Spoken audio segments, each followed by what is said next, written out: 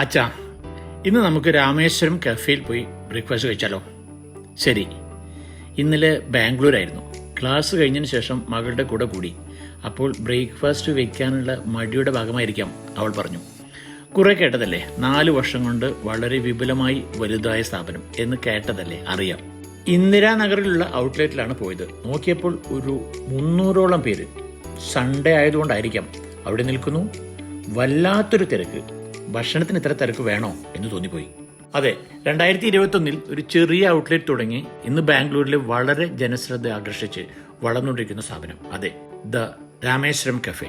കോടിക്കണക്കിന് രൂപയുടെ വാല്യുവേഷനുള്ള കമ്പനി, കോടിക്കണക്കിന് രൂപ വരുമാനമുള്ള സ്ഥാപനം. ഇഡ്ഡലിയും വടയുമാണ് പ്രധാന ഐറ്റം. ഈ ഐറ്റം കൊടുത്തുകൊണ്ട് കോടികൾ ഉണ്ടാക്കുക ശരിക്കും പഠിക്കേണ്ടതല്ലേ?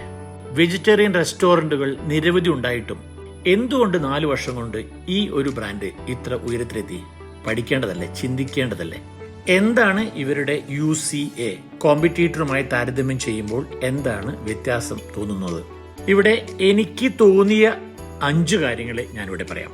ഒന്ന്, വളരെ തിരക്കോടെ സർവീസ് വെമ്പി നിൽക്കുന്ന ഒരു കൂട്ടം ആളുകൾ. അത് വല്ലാത്തൊരു ഫീലാണ്. രണ്ടാമത്തത്, നിങ്ങൾ വളരെ തിരക്കിലല്ലേ, വേഗം നിന്ന് കഴിച്ചു പോയിക്കോളൂ എന്ന ഒരു കോൺസെപ്റ്റ്. ഇത് റെസ്റ്റോറന്റിന് വ്യത്യസ്തമായിട്ടുള്ള കാര്യമാണ്. മറ്റൊന്ന്, തുറന്ന അടുക്കള ആയതുകൊണ്ട് തന്നെ വൃത്തി നമ്മളെ കാണിക്കാൻ പറ്റുന്നത് അല്ലെങ്കിൽ കാണിക്കുന്നത് ഒരു നല്ല ക്വാളിറ്റി, ഒരു UCA ആയിട്ട് എനിക്ക് തോന്നി. ഇനി അതിനുപയോഗിക്കുന്ന റോ മെറ്റീരിയലിന്റെ ബ്രാൻഡുകൾ നമ്മളെ ആകർഷിക്കുന്നുണ്ട്. ഒരു ഫ്രഷ് ഫീല് ആ ബ്രാൻഡുകൾ നമുക്ക് തരുന്നുണ്ട്. മൊത്തം ഒരു റിച്ച് ഫീല്. ഗീ നല്ല റിച്ച് തന്നെയായിട്ട് ഉണ്ട് കേട്ടോ ഫുഡില്. മറ്റൊന്ന്, ഒരു സ്ഥാപനം വലുതായാൽ അവർ ചെയ്യുന്നത് എന്തും വളരെ നന്നായി തന്നെ സമൂഹമെടുക്കും. ആ ഒരു മൗത്ത് പബ്ലിസിറ്റി ഇവർക്ക് വളരെയധികം ഗുണം ചെയ്യുന്നുണ്ട്. ഇതാണ് എൻ്റെ ഒബ്സർവേഷനിൽ തോന്നിയ 5 കാര്യങ്ങൾ. മറ്റൊരു കാര്യം ഇതിൻ്റെ കൂടെ ആഡ് ചെയ്യേണ്ടതുണ്ട്. അത് അടിക്കുറിപ്പായിട്ടാണ്.